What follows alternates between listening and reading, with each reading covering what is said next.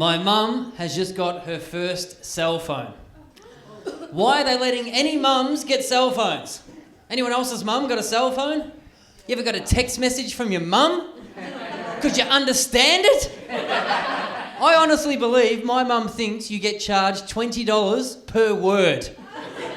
My phone beeped yesterday. I thought I got a text message from Tarzan. We, grandma's dinner. Come, you want. Put some words in there, woman. I don't know whether to reply or buy a vowel and spin again. Have you ever been in the same room when your mum had to answer her cell phone? It's like she's trying to defuse a bomb. Ring, ring, hello, ring, ring. Which button do I press? Which button do I press? The red one or the green one is still ringing. She'll call you back.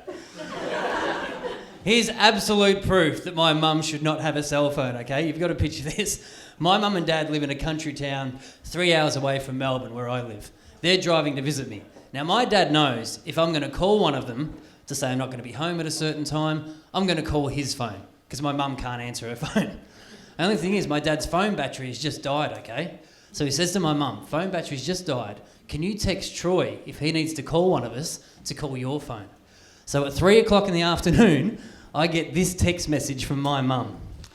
Call my phone, Dad's dead. And not a skerrick of punctuation in there either. Not an apostrophe, not a comma, nothing. The worst thing is my mum works at a call centre for a living answering phones. Now, I've realised with all the technology we've got these days, you can call any call centre. If you get a real person, they are so bored at work. They just want to keep you on the phone and play games to entertain themselves. The worst game they play is they pretend they can't hear and they get you to spell out words for them. I had to call my insurance company after my car broke down. She said, what's your surname? I said, it's Kinne. She goes, how do you spell that? I said, it's Kinne. She goes, was that double M for Mary, was it? I thought, here we go. Let the games begin. I said, no, it's double N for Nicholas. She goes, oh, N for Nelly. I said, no, N for Nicholas. Let's stick with mine if it's a competition. She goes, what's your licence plate? I said, it's GTJ360. She goes, okay, so that's G for what? I said, you just said G in that question. Write it down. Do you want to just meet up and play Scrabble? Let's sort this out right now. She goes, just cooperate, sir. So if you're ever in this situation, do what I did. Give them a word that starts with each letter. Make sure it doesn't help them out at all. I said, it's GTJ360. That's G for gnome, T for tsunami, and a J for Jose. Jot those down. But my mum and dad are still together, been together a long time. I've discovered in all this time only one main difference between them, and that's my mum thinks it's the worst thing in the world if a noise comes out of her body, and she'll do whatever it takes to keep that noise inside so she doesn't get embarrassed. But then because she's trying to hold it in, it becomes the most ridiculous noise you've ever heard anyway. Like we were at the movies once when I was little watching Star Wars. My mum had to sneeze and she held it in. For a second, all the kids in the cinema started screaming because we thought one of those little guys from the desert in the robes from the Star Wars movie was in the cinema. It was all quiet, scary part, and then all of a sudden...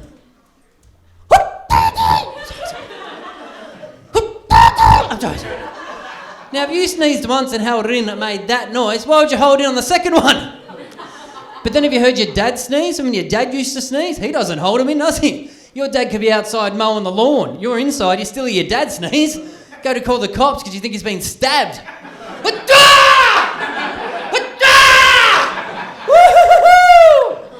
Sneezing makes him a man, apparently. My mum will yawn and keep her mouth shut the whole yawn. You ever seen your mum yawn like that? It's like a pigeon swallowing a piece of bread that's too big for it. And then she'll say, pardon me after it. If you were standing next to a lady who hadn't made a noise, then all of a sudden said, pardon me, what would you think? She just did a silent fart and acknowledged it. She wants us to know about it. Finally get over that, your dad will yawn, carrying like he's just thrown a javelin out of the Olympic Stadium. That's the stuff. I reckon every mum, whether they admit it or not, is a dinner time psychopath. Remember when you'd get home from school or whatever, it'd get to 6 o'clock, mum would yell out, all right, dinner's ready. you'd like take 3 seconds just to get yourself together, and she'd go again. I said, dinner's ready. Okay, mums, if our food drops 1 degree in temperature, we're not going to die, okay? And then she'd yell it again, and she'd add on a sentence, which was the biggest lie I've ever heard her say. She'd go, dinner's ready, I won't tell you again. I reckon you might. Let's see who cracks first. So you hold out, she yells, dinner's ready 10 more times. You finally run into the kitchen ready to eat because you're starving, and she's just pulling it out of the oven. I said, you've yelled 10 times dinner was ready. Same response every time. Well, it's practically ready. Now go and set the table. It's a big trick just to get you to set the table. I lived overseas for 2 years, right? Called up my mum, said, congratulations, you're finally a grandmother. You've got a grandchild. She got so excited, flew over straight away, walked in on me and my girlfriend in bed together. She goes, ugh, what's going on here? Where's my grandchild? I said, well, it's practically ready. And while you're here, go and set the table. I reckon every dad's the culprits of this. Every dad in his life wants to get to the point where they can earn enough money so they can then provide their kids with all the things they didn't get when they were a kid and live through their kid as a bit of a fantasy. But then when they get to that point, all they do is get angry about it. The worst thing you can do is say to your dad that you've got it harder than he had it when he was growing up. Say that to your dad, watch him lose his freaking mind. And you'll launch into this tirade about how hard it was for him and just exaggerate the hell out of everything.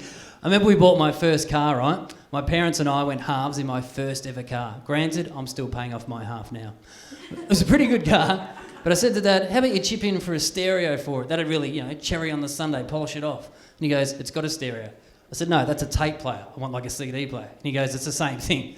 I said, no, it's not. Every other kid's got a cool stereo in their car. I've got nothing. And my dad goes, nothing? Well, you think you've got nothing? Let me give you a little refresher course on having nothing. When I was 10 years old, I had 3 jobs and I was paying rent. Every other kid on the street had a bike. I thought, I want a bike too. So I went up to my dad and said, Dad, can I have some money for a bike? He pulled out his wallet and said, all I've got in here is a smack in the head, but you can have that. I said, you want a bike? You go get the paper, you look for a job, you buy yourself a bike. I went and got the paper, look for a job, go for a paper round. I couldn't do it because I didn't have a bike. So you know what I did? I defied the odds. I did it anyway. On foot. I ran and delivered the papers. You know what I wore on my feet? Your favourite word. Nothing. I got struck by lightning once. My arms caught on fire. I still delivered all the papers. I had a second job in the afternoon, chopping down trees. You couldn't afford a chainsaw, used an axe. Couldn't afford an axe, used a saw. What could I afford? Your favourite word. Nothing. So what did I use? My hand as a saw. So much friction, my arms caught on fire. I still chopped down the trees. I had a third job in the afternoon, shoveling poo out of a cow paddock. I woke up on the first day, looked at my cow paddock, full of cows, full of poo. Straight away, my workload doubled. Why? Because every cow took one look at me and pooed their pants. Probably because my arms are on fire. I did those jobs for 20 years, still couldn't afford a bike. Why? Because I was getting paid nothing. So I went down the junkyards, found some spare parts, I built myself a bike. Granted, it was the crappiest bike in town, but it was a bike nonetheless. I was 30 years old and I finally had my bike. And you know what I did with it? I rode it home. It was your 5th birthday and I had to give it to you. So you want to know what I'm chipping in for your car stereo? I'm chipping in your favourite word. Nothing. Fair enough, Dad. Mum, were you chipping for a stereo? Sure. Done. Ladies and gentlemen, thank you so much for having me in this fine country and this fine comedy club. Hope to see you again. Thank you.